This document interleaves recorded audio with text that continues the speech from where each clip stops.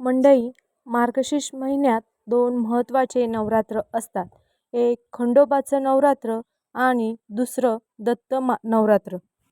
खंडोबाचं नवरात्र आपल्याला माहीत आहे, ज्याला खंडोबाचं षडरात्र उत्सव पण म्हणतात.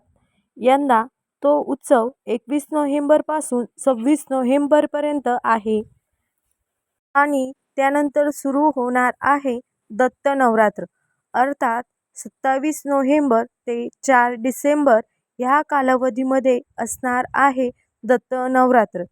आता दत्त नवरात्रीमध्ये नक्की काय करावं, कोणते स्तोत्र म्हणावे, कोणते मंत्र म्हणावे, कशी उपासना करावी, जेणेकरून दत्तगुरूंचा कृपा आशीर्वाद आपल्याला अनुभवता येईल. आपल्याला शास्त्र ह्या बाबतीत काय सांगते, ह्या सगळ्या प्रश्नाची उत्तरे तुम्हाला आजच्या ह्या एकाच व्हिडिओमध्ये मिळणार आहे. तेव्हा दत्तगुरूचे भक्त असाल, दत्तगुरूचे उपासक असाल तर हा व्हिडिओ शेवटपर्यंत नक्की ऐका. श्री दत्त उपासना ही गतजन्माचे आणि ह्या जन्मीच्या सर्व पापांचे नाश करतात, म्हणजेच सर्व पापांना धुवून टाकणारी अत्यंत प्रभावी उपासना आहे. श्री दत्त उपासनेने संकटबाधा यांचा नाश होतो, मानसिक व्यथा, आजार ह्यामध्ये आराम मिळतो, संतती, गृहक्लेश, वास्तुदोष, मनशांती, सौख्य ह्याकरता दत्त उपासना प्रभावी ठरते. आणि ह्याच दत्त उपासनेला महत्त्वाचा भाग असतो तो दत्त नवरात्र.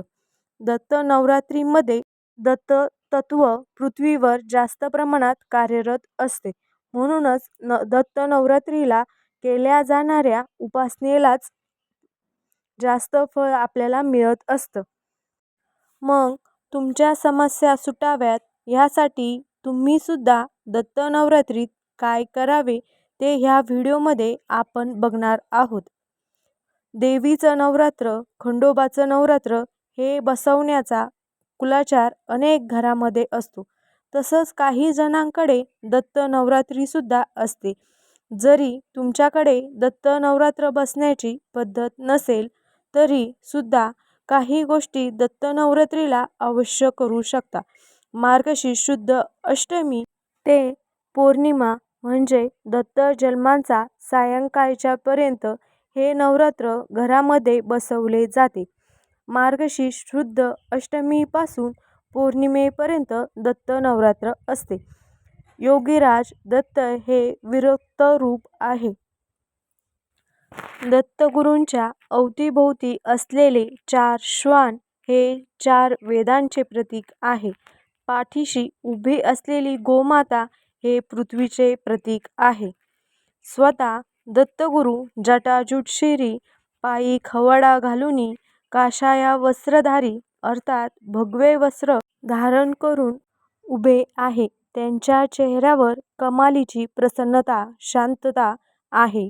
माया मूर्ती पहाटे सारखी कधीही पाहिली तरी तेच भाव, नुसत्या दर्शनाने मन शांत होते अशी मूर्ती त्रिगुणात्मक आहे.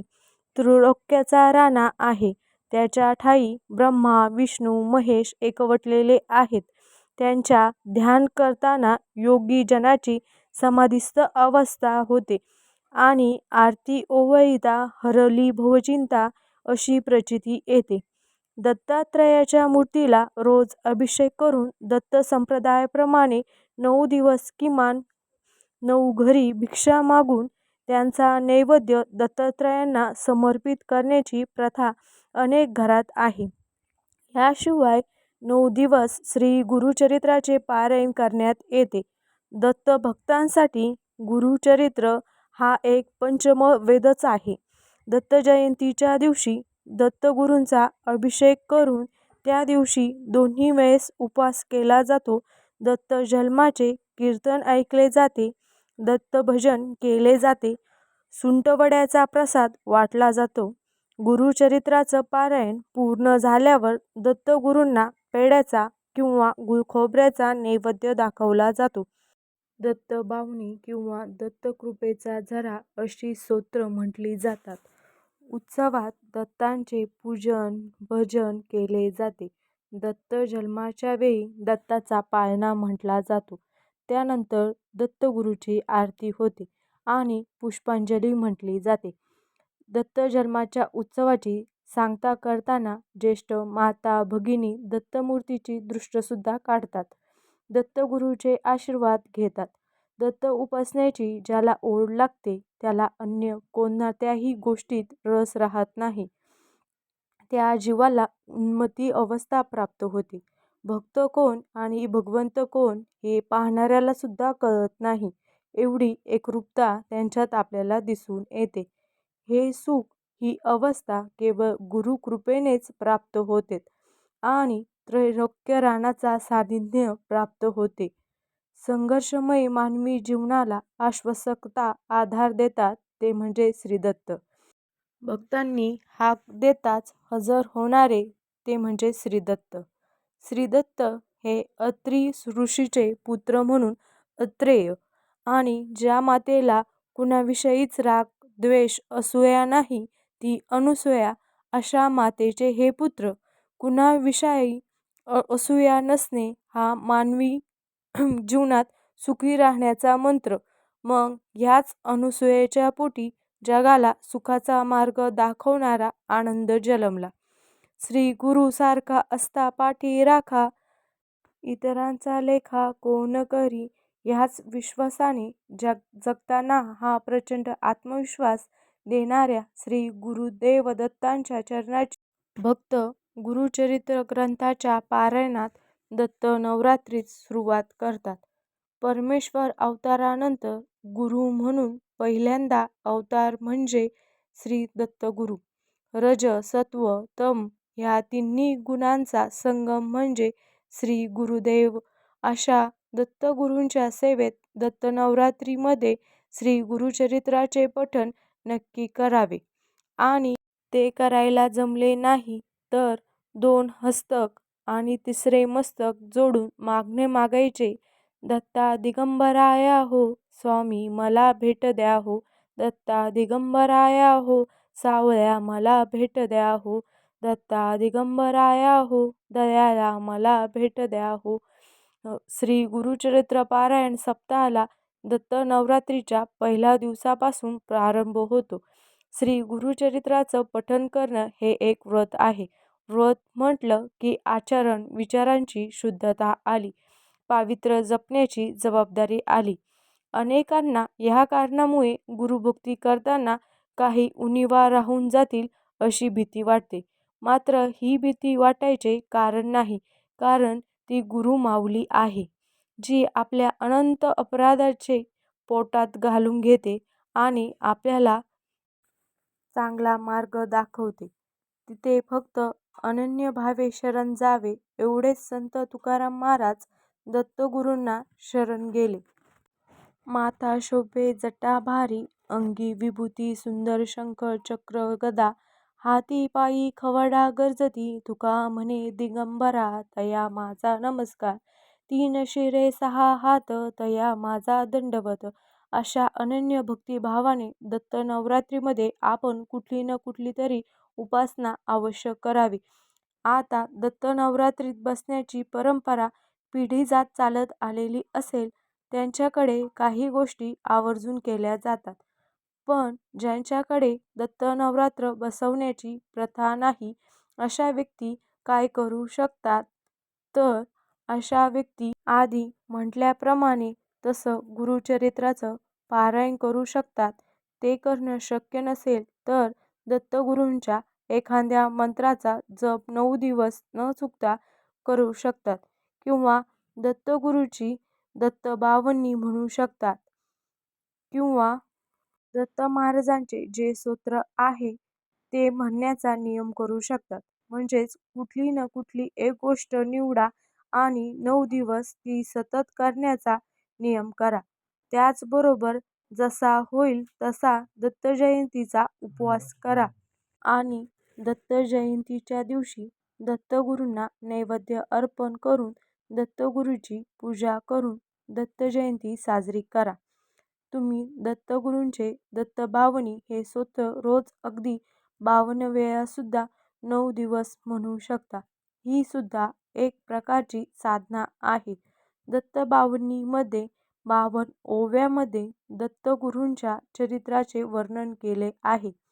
दत्तगुरूच्या गुणांचं वर्णन केलेलं आहे. म्हणूनच तुम्ही जर 9 दिवस सलग 52 वेळा दत्तबावनी म्हटले तर कुठलीही समस्या असेल, जे कुठले संकट असेल ते निश्चितच दूर होईल. आता अगदी 52 वेळा म्हणणं तुम्हाला शक्य झाले नाही तर 9 दिवस रोज एकदा म्हणा किंवा दत्तनवरात्रीच्या दिवसात नवरात्रीच्या पहिल्या दिवसापासून म्हणायला सुरुवात करा आणि रोज एकदा असं 52 दिवस म्हणा. तुम्हाला जशी जमेल, तशी झेपेल तशी दत्तसेवा, दत्त उपासना या दत्तनवरात्रीपासून नक्की करा. सगळ्यात महत्त्वाची गोष्ट, दत्तनवरात्रीमध्ये सात्विक भोजन करा. मांसाहार, मंदिरा यांचं सेवन करू नका. कुणालाही फसवू नका. कुणाशी खोटं बोलू नका. आपलं आचरण शुद्ध ठेवा. त्याचबरोबर घरामध्ये आणि मनामध्ये प्रसन्नता राहील अशा गोष्टी करा. कुठलेही व्रत आपण करतो तेव्हा त्या व्रतामध्ये मनाची शुद्धता, आचाराची शुद्धी आणि विचाराची शुद्धी ठेवण्यासाठी प्रयत्नपूर्वक प्रयत्न करावे लागतात आणि मग आपल्याला ईश्वरकृपेचा अनुभव येतो, यात शंका नाही. आणि हो, दत्त जयंतीच्या दिवशी दत्तगुरूंसाठी दानधर्म करायला विसरू नका. दत्तगुरूंसाठी कुठल्या गोष्टीचं दान करावं तर पिवळ्या चण्याची डाळ, पिवळी मुगाची डाळ, पिवळी केळी, पिवळी मोहरी, पिवळी फुले, पिवळे गंध, पिवळ्या रंगाचा भोपळा, पिवळे वस्त्र, पिवळे हळकुंड, पिवळे जानवे, हळदी कुंकवातील हळद आणि पिवळ्या अक्षता ह्या वस्तूंचे दान तुम्ही दत्त नवरात्रीमध्ये कधीही करू शकता आणि दत्त जयंतीच्या दिवशी करू शकता. आता तुमच्या मनात असा गोंधळ असेल की दत्त जयंतीच्या दिवशी किंवा दत्त नवरात्रीमध्ये कुठल्या मंत्राचा जप करावा तर दत्तगुरूंचा कुठला मंत्र म्हणावा, तर अगदी साधा सोपा मंत्र आहे. दिगंबरा दिगंबरा श्रीपाद वल्लभ दिगंबरा ह्या मंत्राचा तुम्ही जप करू शकता. हा दत्तगुरूंचा काम्य मंत्र आहे. याचा नित्य जप केल्यास दत्तगुरू आपले रक्षण करतात. त्याचबरोबर आणखी एक मंत्र आहे जो अगदी लहानापासून मोठ्यापर्यंत सगळे म्हणू शकतात. तो मंत्र म्हणजे श्री गुरुदेव दत्त. या मंत्राचा सुद्धा तुम्ही 108 वेळा जप करू शकता. हा जप नित्य केल्यामुळे आपल्या पितरांना मुक्ती मिळते, गती मिळते. तसंच हा मंत्र तारक मंत्र म्हणूनही प्रचलित आहे. या मंत्राने आपल्या दत्त साधनेमध्येही वाढ होते. जय श्री गुरुदेव दत्त. आणि अशाच माहितीपूर्ण व्हिडिओसाठी आपल्या चॅनलला सबस्क्राईब करून घ्या. धन्यवाद.